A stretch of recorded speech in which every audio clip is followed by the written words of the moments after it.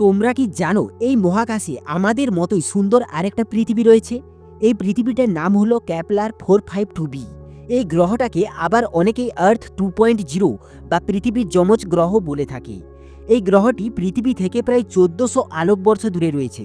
সেও একটা সূর্যের মতো অন্য নক্ষত্রকে অনুসরণ করে তার চারপাশে ঘুরে যাচ্ছে।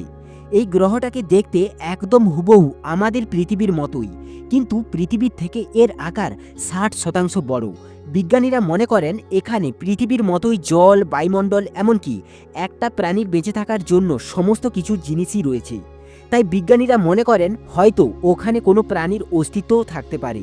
কিন্তু সবচেয়ে অদ্ভুত ব্যাপারটা কি জানো? এই গ্রহটা আমাদের পৃথিবীর থেকে অনেক পুরনো। মানে এই গ্রহটা পৃথিবীর থেকে আগে সৃষ্টি হয়েছিল।